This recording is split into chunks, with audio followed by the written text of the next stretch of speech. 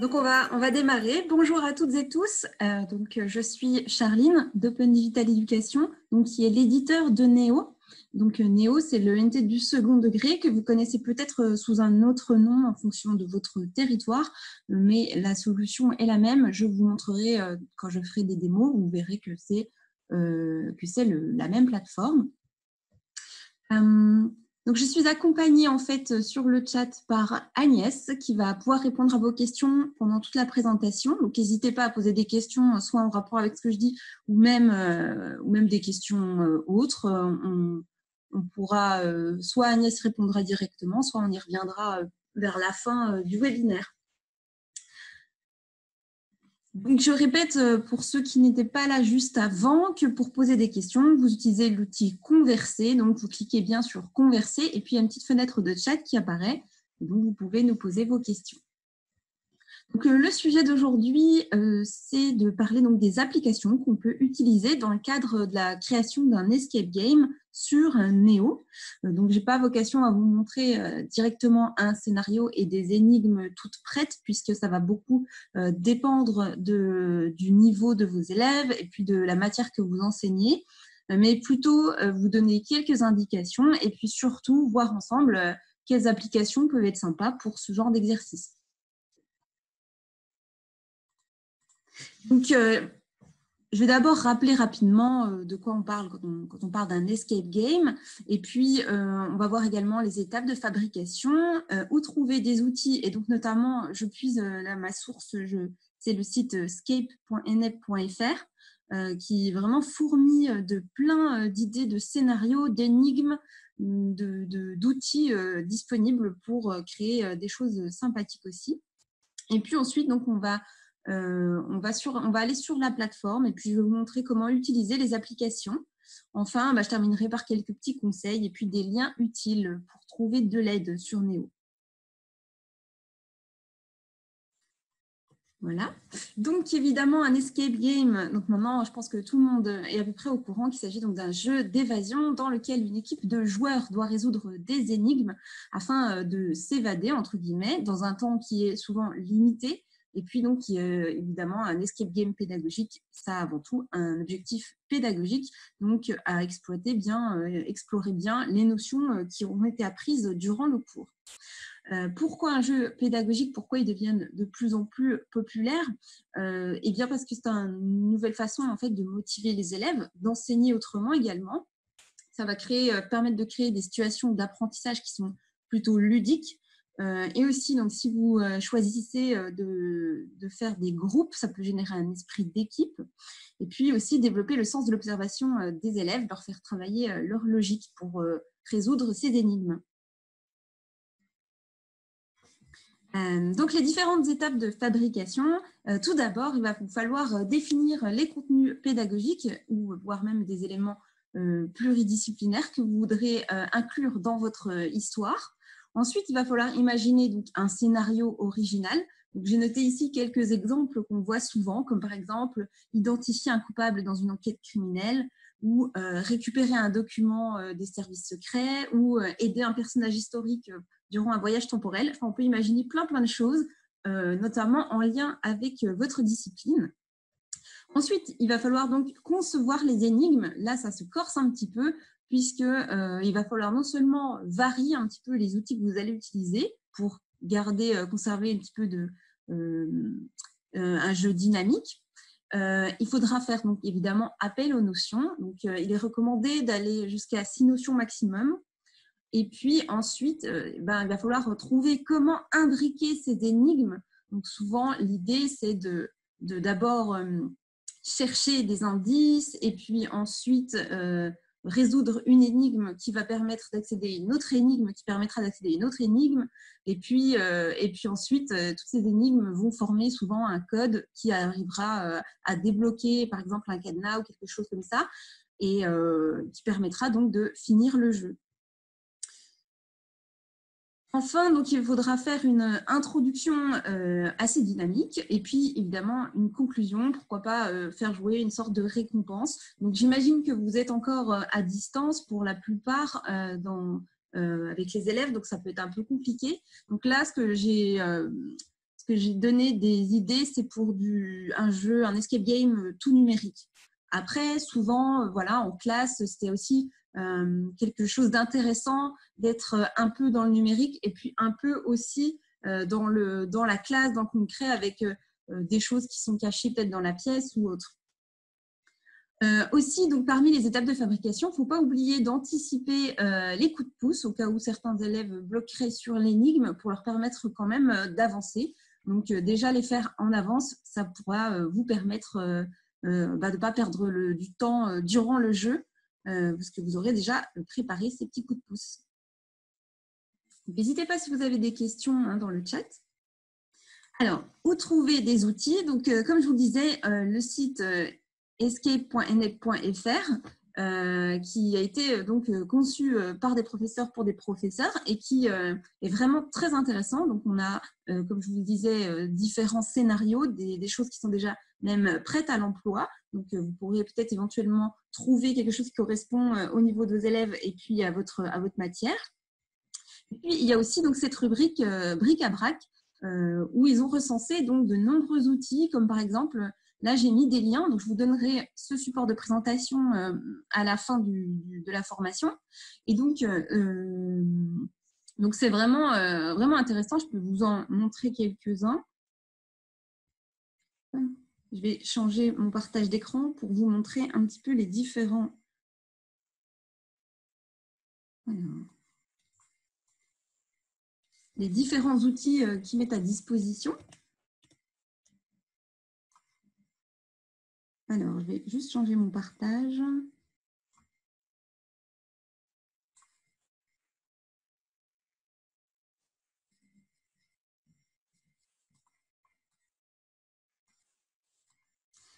Voilà. Donc ici, j'ai cliqué sur les cryptographies. Donc, on peut voir qu'il y a beaucoup d'outils qui sont disponibles pour les... Alors, non, je ne suis pas dessus. Où est-ce qu'ils sont? Voilà, ici.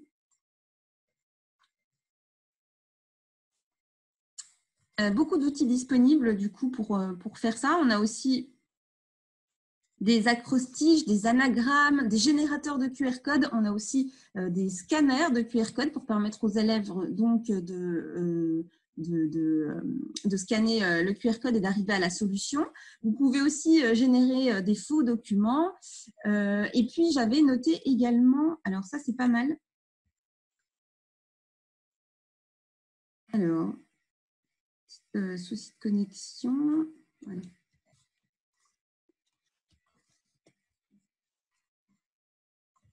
Voilà, par exemple, on peut même imaginer que les solutions des énigmes puissent amener à un codeur, un code triphasé.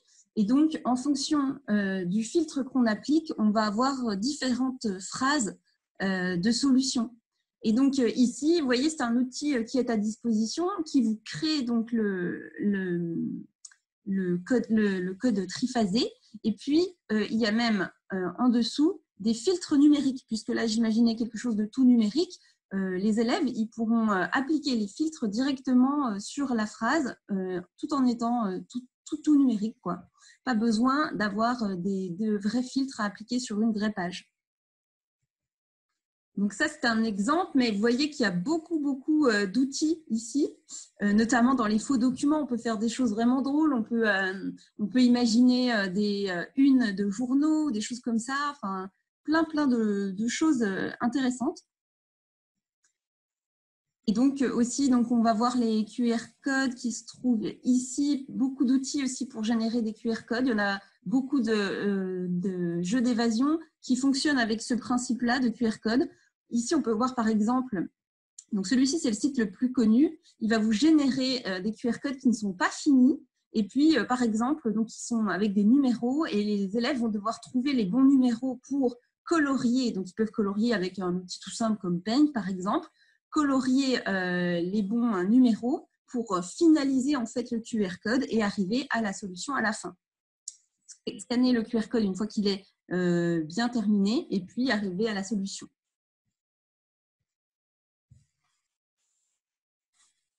Donc voilà, en fait, c'est vraiment l'escape game. Donc là, si vous pouvez allez sur ce site, vous allez voir qu'il y a des aides à la création, etc. Et puis, donc, toute cette liste d'outils, vraiment, n'hésitez pas à aller y jeter un œil. C'est vraiment une source d'inspiration intéressante pour débusquer des choses originales, pour pouvoir créer votre escape game. Alors, je vais retourner dans mon document pour ensuite vous montrer, donc là, ce qui m'intéresse le plus, du coup, moi qui suis plutôt experte de Néo, je vais pouvoir vous indiquer où aller pour créer un escape game sur Néo et vous expliquer comment fonctionnent les applications. Donc, tout d'abord, je me suis dit que pour vous, ça pouvait être intéressant en amont de construire et visualiser l'imbrication des énigmes de votre scénario avec la carte mentale. Je ne sais pas si vous êtes allé voir sur la carte mentale, mais on ira ensemble pour que je puisse vous montrer comment ça fonctionne. Ça va vraiment vous permettre de mieux imbriquer vos énigmes. Ça va être beaucoup plus visuel et donc de ne pas vous y perdre et de voir très bien où vous allez dans votre histoire. Enfin, j'ai pensé qu'on pouvait aussi, pourquoi pas utiliser la messagerie, mais ça peut être une autre application, pour démarrer le jeu et notamment en créant un faux message vocal à l'aide du dictaphone. Je ne sais pas si vous voyez où se trouve le dictaphone, je vous montrerai aussi. Enfin, j'ai trouvé très intéressant d'utiliser le mur collaboratif pour éparpiller des indices et donc les élèves devront chercher des indices et résoudre les énigmes qui sont donc sur les cartes du mur collaboratif. En fait, je vais directement vous montrer un petit peu puisque je vais vous montrer les premières applications pour commencer dès maintenant la démonstration sur l'ENT. Ah, sur la bonne.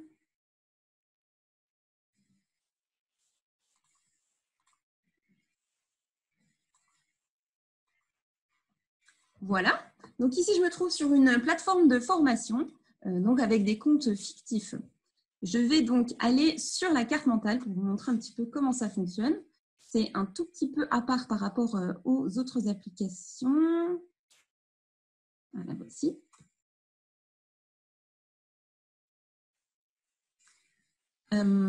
Si par exemple, je vais vous montrer comment ça peut se présenter, voilà, une carte mentale basique. Ici, je veux donc créer une carte mentale. Il suffit que j'aille cliquer sur « Créer ». Je nomme ma carte mentale, donc imbrication, ou alors création de l'escape game. Je peux mettre une image, une description et puis enregistrer. Et donc ici, je vais pouvoir commencer à créer mes petites bulles. Et donc, je vais pouvoir même me déplacer un petit peu dans ma carte. Donc, je vais pouvoir créer un nœud et puis nommer ce nœud. Donc, par exemple, ça peut être énigme numéro 1 qui va m'amener à tel résultat. Donc là, je reclique sur celui-ci et hop, pouvoir... qui va m'amener donc à la solution 1, par exemple, qui va m'amener peut-être plutôt à l'énigme 2, et ainsi de suite. Donc, en fait, là, c'est vraiment pour vous montrer comment ça fonctionne. Vous pouvez changer les couleurs de vos bulles, vous pouvez changer même leur forme.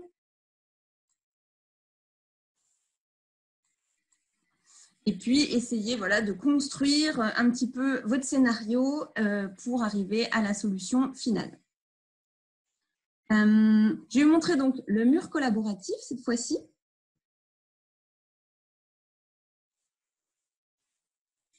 Alors, qui se trouve ici.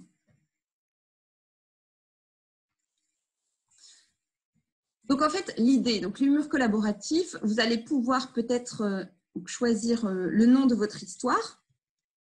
Par exemple,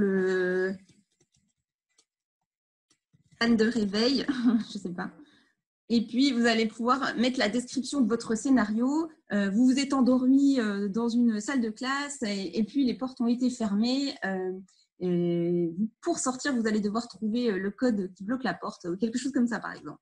Vous pouvez choisir ici des images de fond classiques ou charger vous-même une image donc, qui va vous allez pouvoir charger une image de votre espace documentaire ou de charger un document qui se trouve sur votre ordinateur. Et donc, ça va par exemple vous permettre, si vous souhaitez cacher un petit peu les notes dans une image où il y a beaucoup de choses, ça va permettre aux élèves d'aller les chercher à droite à gauche. Par exemple, moi j'avais fait une image où il y avait déjà un mur collaboratif.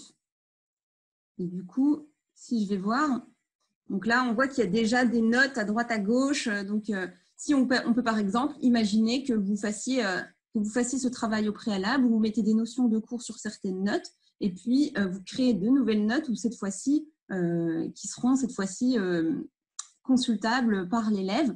Donc vous pouvez tout à fait dissimuler en fait des indices dans des images. Donc là, je vais quand même changer parce qu'on n'y voit pas bien clair ici. Donc, pour changer ensuite, vous pouvez aller dans Propriétés et puis vous pouvez de toute manière changer l'image.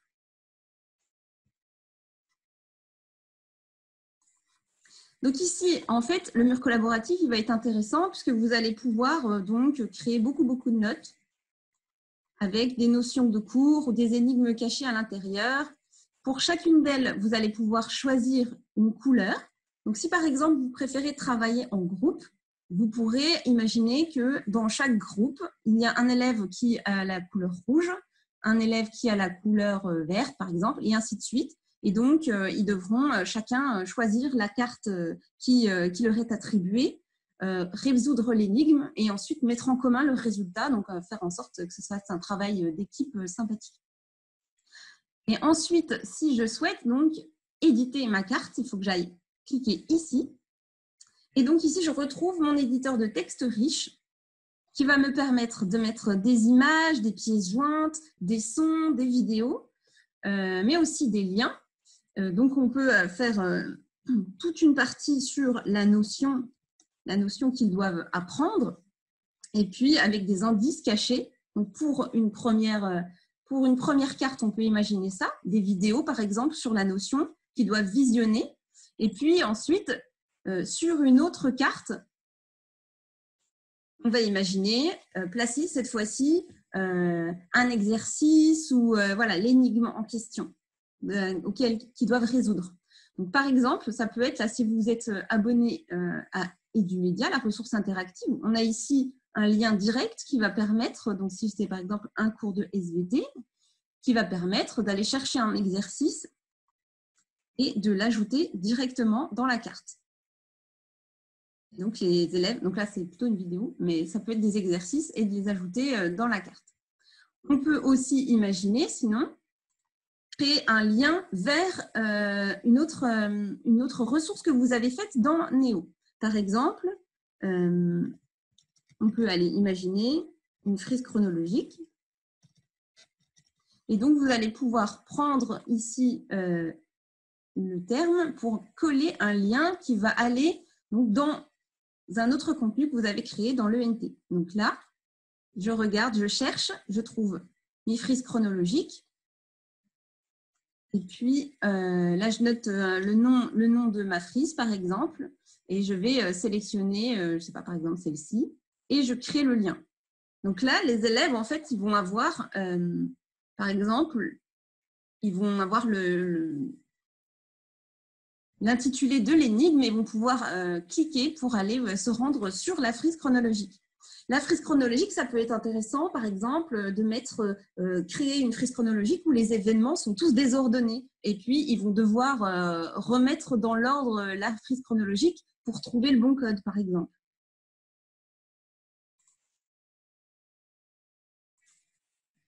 Donc, voilà, on peut utiliser vraiment plein de choses. On peut même aussi utiliser l'application exercice et évaluation. Donc, ça peut être vraiment intéressant aussi. Je vais vous montrer ici l'appli exercice et évaluation. Ce qui est intéressant, c'est qu'on va avoir la possibilité vraiment de créer des questions très dynamiques, des questions très diverses. Donc ça peut maintenir aussi l'intérêt. Par exemple, je vais voir celui-ci, l'exercice. Je vais cliquer sur aperçu pour qu'on voit un petit peu mieux. Donc ici, je peux tout à fait imaginer mettre le scénario de mon escape game, par exemple, sur cette première partie. Et puis ensuite, les élèves doivent cliquer sur suivant pour aller répondre aux énigmes. Donc ici, c'est vraiment des questions basiques. Là, on va avoir, oui, mettre directement comme ça des types de questions, voilà, différentes. Là, c'est QCM. Là, c'est donc là, il n'y en a pas beaucoup. Je vais peut-être aller sur un autre pour vous montrer. Peut-être sur celui-ci.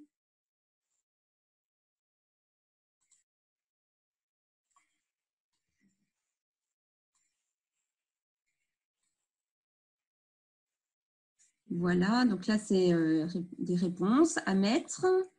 Ici, ça va être des choses comme ça aussi à mettre également. Là encore QCM. Là, c'est une mise en ordre. Voilà, donc il y a plein de choses différentes. Par exemple. Et puis même, par exemple, aussi des cartes. Donc, ce qui est intéressant avec exercice et évaluation aussi, c'est, donc là, je vais créer un exercice pour vous montrer. Donc là, je mets nouveau sujet. Je vais mettre créer un sujet interactif. Et puis, donc, je mets mon titre de sujet. Je vais créer donc en ajoutant un élément. Et donc, ce qui est intéressant, c'est que par exemple, là, dans la première partie énoncée, je vais pouvoir mettre aussi des vidéos, des choses comme ça. Je peux vraiment mettre beaucoup de documentation. Donc ça, c'est intéressant aussi. Je vais rajouter encore un autre élément pour montrer. Là, si je mets questions, par exemple, on voit bien que j'ai le choix entre beaucoup de types de questions.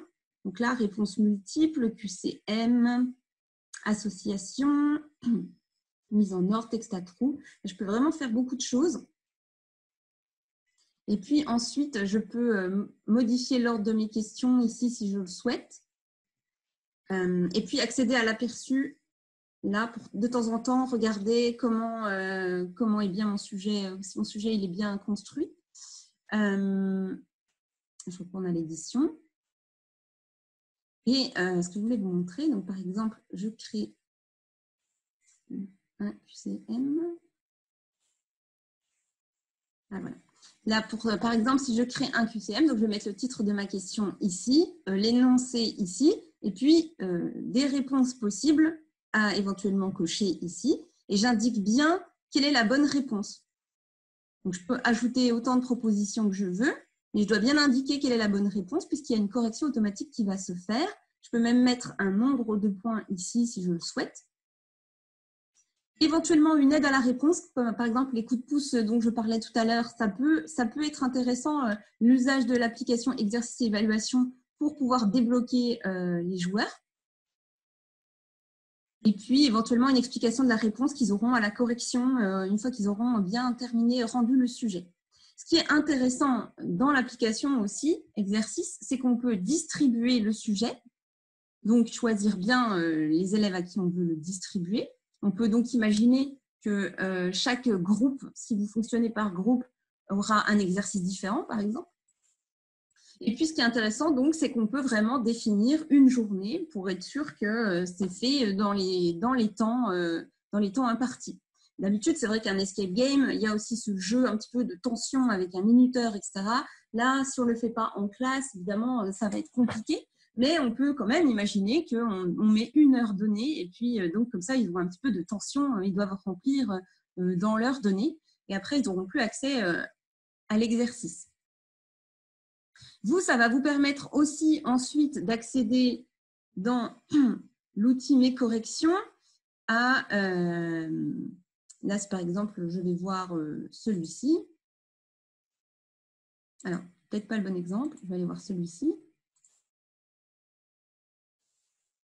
Alors là non plus, parce qu'il n'a pas été envoyé. Ah. Bon, alors je retourne sur celui-ci. Voilà, on peut bien voir qui parmi mes élèves a bien répondu ou pas.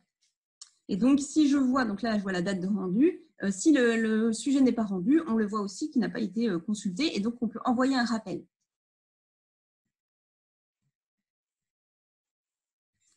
Voilà. Ensuite, également, comme je disais, pour maintenir un petit peu le dialogue en cas de soucis, pour répondre aux énigmes, j'ai pensé à l'application Forum. Donc, on peut tout à fait imaginer que dans votre mur collaboratif où il y a des énigmes, par exemple, ou alors dans le mail que vous avez envoyé au tout début, vous mettiez bien le lien vers le forum d'aide en cas de soucis. On peut dire comme un espèce de joker. Et donc, vous pouvez créer un forum ici.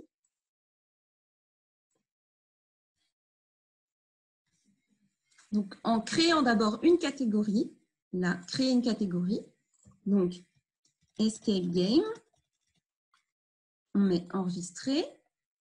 Là, vous choisissez toute votre classe, par exemple.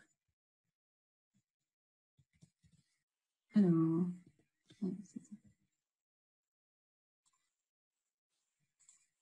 ah bah, pas les élèves. Alors, je vais mettre d'abord élèves. C'est une plateforme de formation. Voilà, par exemple, les élèves du groupe de 4e. Et donc, je leur donne la possibilité de contribuer pour qu'ils puissent donc interagir dans le forum. Et je partage. Donc, j'ai créé cette catégorie ici. Maintenant, je vais créer des discussions. Donc, je reclique sur cette petite coche et je vais créer nouvelle discussion. Et donc, ici, par exemple, on peut imaginer une discussion par groupe d'élèves. Donc là, ça va être le groupe 1. J'envoie. Ah, alors là, oui, par contre. Donc, posez vos questions ici, par exemple. J'envoie. Et puis, toujours dans cette même catégorie Escape Game, je vais créer une nouvelle discussion avec le groupe 2. Voilà, pareil. Là, je mets un texte. Et donc, voilà, vous allez pouvoir interagir avec chacun des groupes pour les aider en cas de soucis. Et donc, ici, ils vont avoir cette interface, ils vont pouvoir interagir avec vous.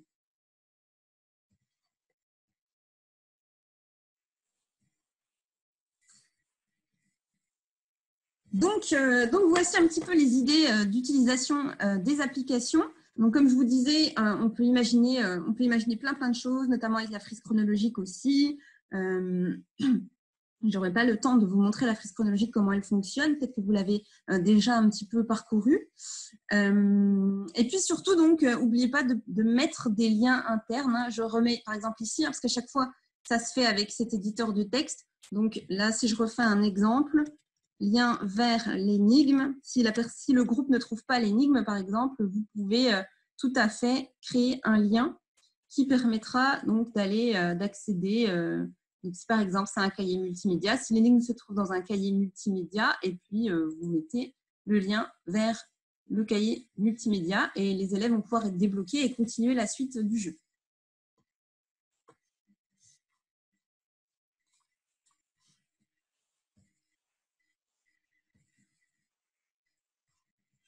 Alors, je vais retourner sur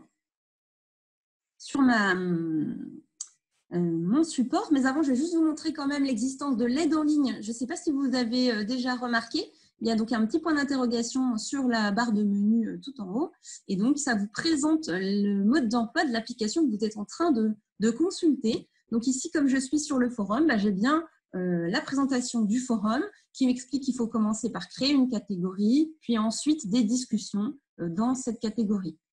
Il m'explique un petit peu tout comment faire. Les élèves aussi ont cette aide en ligne, donc ils peuvent également apprendre comment s'en servir si jamais ils ont un doute.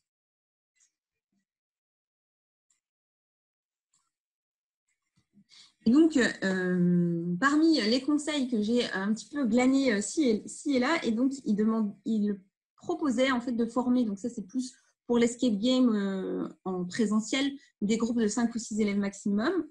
Pourquoi pas d'imaginer des jeux qui soient pluridisciplinaires comme ça, parce que ça demande quand même beaucoup d'investissement de créer un escape game. Donc, si vous pouvez le faire avec un collègue, c'est mieux pour vous. Il propose aussi de tester en amont l'ergonomie, le temps de jeu, mais aussi le niveau des énigmes pour voir où ça peut être bloquant. Donc, soit vous essayez vous-même, soit ce qui serait quand même mieux, c'est de le faire tester d'abord par quelqu'un d'autre qui n'aurait pas conçu pour voir si c'est bien si c'est bien logique. Il propose aussi donc, de ne pas donner trop de consignes, mais donc, encore une fois, comme je le disais, de préparer des coups de pouce au cas où. Et puis aussi de faire un petit point après le jeu pour bien refaire le tour un petit peu des notions du cours qui ont été abordées, voir si tout a été compris.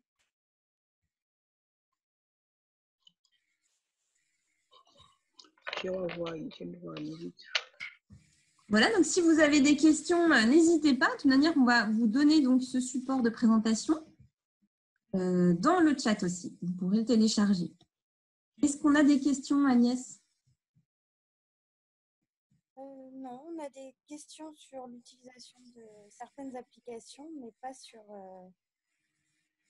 sur l'escape game en lui-même. Donc, n'hésitez pas à poser des questions sur l'escape game si vous le souhaitez. Oui, ou alors demandez-moi si vous le souhaitez, je peux vous montrer d'autres applications.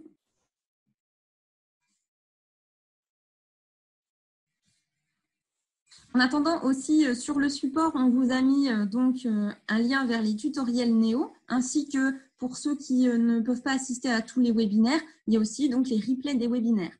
On a également le lien d'inscription à la newsletter mensuelle, si vous le souhaitez. Donc il y a souvent des retours d'usage, des interviews intéressantes. Et puis, on a également le lien vers cet espace de conseils et bonnes pratiques. Je ne sais pas si vous l'avez déjà consulté, donc qui se trouve ici. Alors, on a une question sur est-ce qu'on peut voir la frise chronologique et comment est-ce qu'on va motiver ses collègues? Ça, je vous laisse faire ce travail.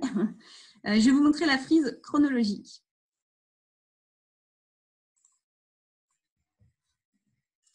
Alors, je vais chercher ma frise ici. Donc, je peux donc créer une nouvelle frise. Donc, pareil, remettre les événements dans l'ordre, par exemple. Dans l'ordre. Je peux mettre une image, éventuellement une description de ce qu'on va demander aux élèves dans cette énigme. J'enregistre. Et puis, je vais pouvoir aller ajouter des événements. Ajouter des événements ici. Donc, je peux mettre le titre de mon premier événement donc, qui est lié à ma notion. Et puis ensuite, je peux mettre donc une date, une fausse date par exemple. Et puis, je peux choisir de l'illustrer soit par une image, soit par une vidéo dans la colonne située à gauche. Et puis, la colonne de droite, elle va me permettre donc de rédiger, de mettre du texte. Encore une fois, on retrouve du coup l'éditeur de texte. On va pouvoir mettre des images, des pièces jointes ou autres. Donc, on peut y cacher plein d'indices. Et puis ensuite, vous enregistrez. Je vous montre une frise chronologique qui est déjà terminée pour vous montrer. Par exemple, ici. Donc, ça donne ça à la fin. Donc, ça, c'est ma page d'introduction, ma page de couverture, on pourrait dire. Et puis, ici, je vais avoir donc une image, un texte, ou alors une vidéo, un texte. Et puis, le texte, il peut être très long. Hein. Les élèves peuvent aussi aller voir tout en bas. Donc, ici, on va pouvoir leur mettre beaucoup d'indices. On va pouvoir aussi voir une vue tableau, ici, comme ça. Et en fait, ça va nous permettre également de rééditer un événement de la frise chronologique pour la modifier, par exemple. Donc, il ne faut pas oublier à chaque fois, hein, bien sûr, là, par exemple, si je prends celle-ci, de bien partager avec la classe. Sinon, ils ne pourront pas y accéder. Hein. Tout ce que vous mettrez en lien des applis, bien partager ici à votre classe. Et puis, par exemple, là, pour la frise chronologique, vous pouvez leur mettre de contribuer afin qu'ils la remettent dans le bon ordre, par exemple. Ensuite, vous pouvez vérifier qu'ils ont bien mis dans le bon ordre, par exemple, et leur envoyer la solution pour qui déclenche l'énigme suivante, par exemple, par mail.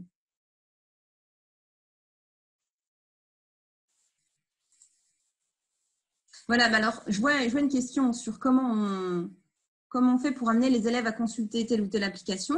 Donc déjà, je pense qu'il faut bien communiquer en amont avec vos élèves que tel jour, il y aura un escape game, même préciser surtout l'heure.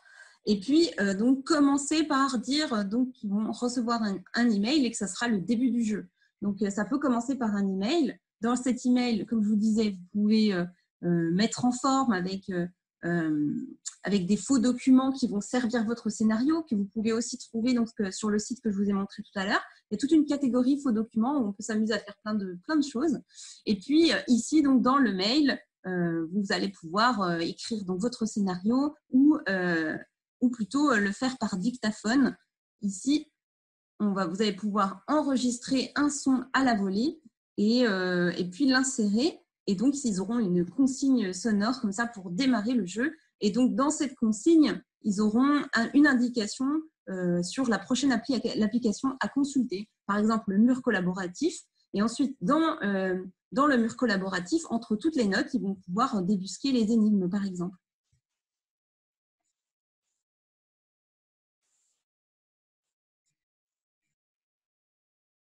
Alors, à vous de choisir quelles applications vous voulez utiliser, si vous souhaitez en utiliser une ou plusieurs. Comme je montrais tout à l'heure, par exemple, l'exercice, ça peut fonctionner, faire un petit escape game avec l'exercice, ou le mur collaboratif, c'est comme vous souhaitez.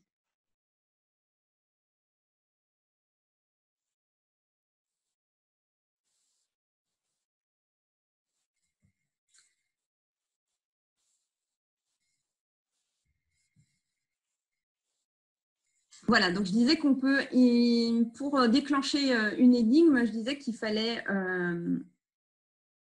donner un indice dans la première énigme qui pourra amener à la deuxième. Et puis, si vous voyez qu'ils bloquent, ils peuvent toujours, donc, dans votre mail d'ouverture, bien indiquer le forum d'aide. Donc, si jamais ils bloquent, ils pourront demander un indice, un coup de pouce dans votre forum que vous aurez mis à contribution pour ça.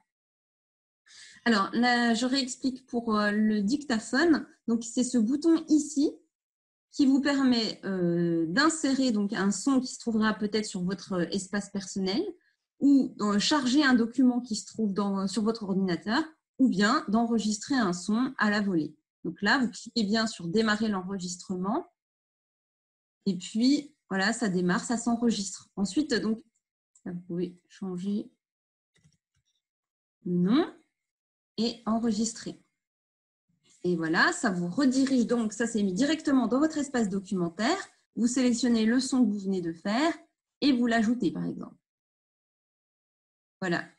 Et quand vous enverrez le mail, alors, par exemple, d'où, si on envoie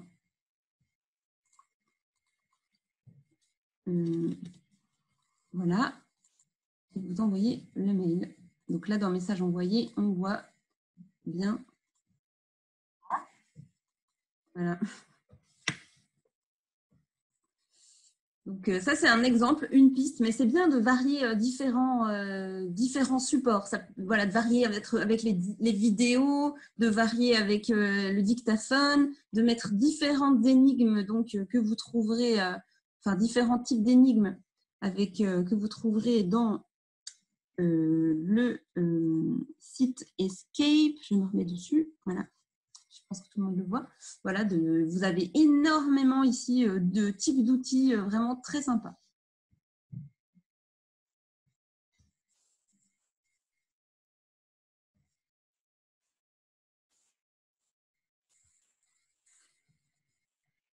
Très bien. Eh bien, est-ce qu'on a encore des questions?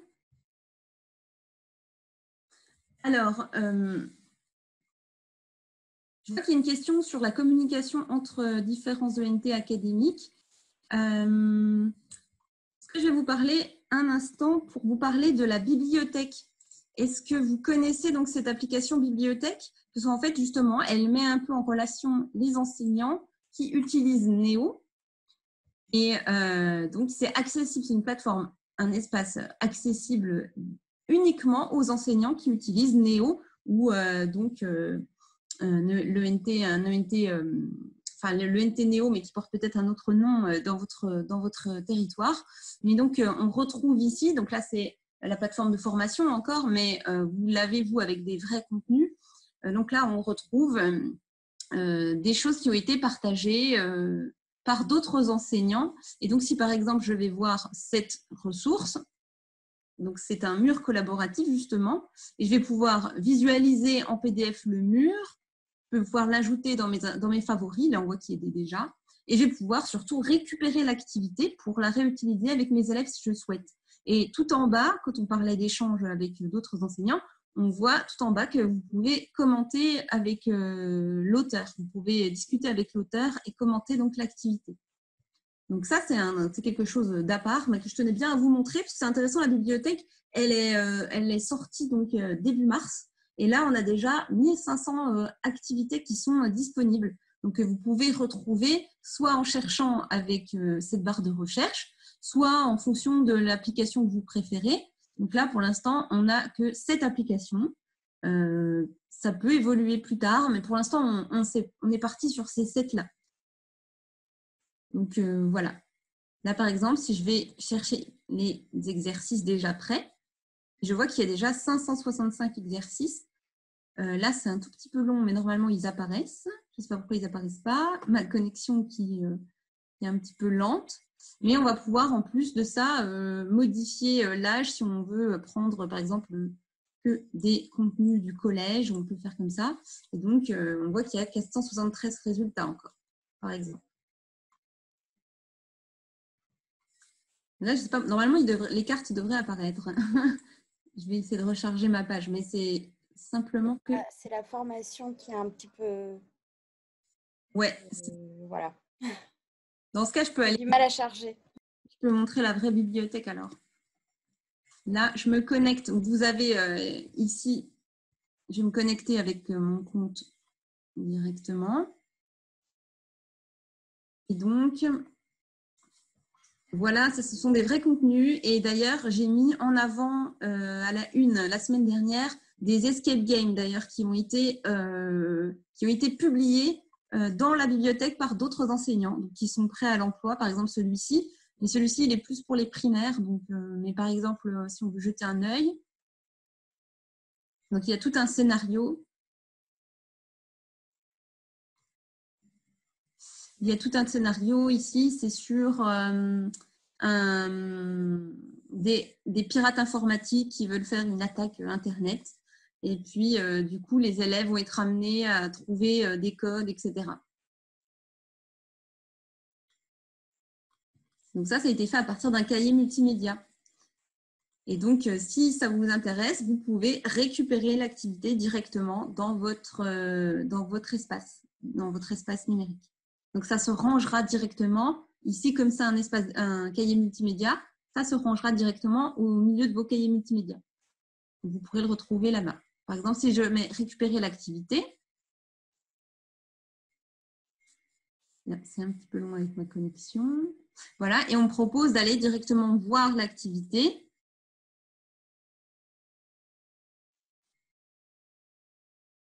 Et donc là, je suis à nouveau dans Cahier Multimédia. Bon, là, je suis sur la plateforme premier degré, du coup, mais c'était juste pour vous montrer comment ça marche.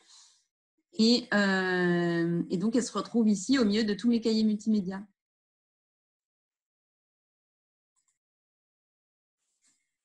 Et je peux donc modifier, si je souhaite, modifier quelques petites notions, parce que moi, je l'ai fait différemment dans mon cours. Et bien, je peux modifier un petit peu. Et puis ensuite, utiliser l'activité pédagogique quand même avec mes élèves. Donc, c'est intéressant, hein, la bibliothèque. Hein.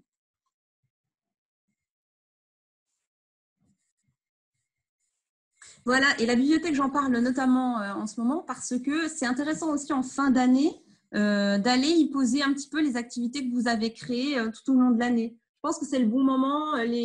Vos activités, par exemple, si vous aviez des blogs que vous alimentiez tout au long de l'année, en fin d'année, ils sont terminés. Donc, vous pouvez aller publier une activité terminée, bien finie. Vous pouvez la publier dans la bibliothèque. Donc, pour publier dans la bibliothèque, je peux vous montrer ça aussi rapidement. Là, je retourne dans la plateforme de formation. Alors, si par exemple, je veux publier un blog, il suffit en fait que je clique sur mon blog et puis on voit ici qu'il y a publié dans la bibliothèque. Là, je dois remplir ce petit formulaire. Ensuite, je clique sur publier et puis c'est bon. Sachant que pour le blog, les commentaires ne sont pas pris en compte. Et puis, évidemment, s'il y a des photos d'élèves, vaut mieux les flouter avant de publier dans le blog.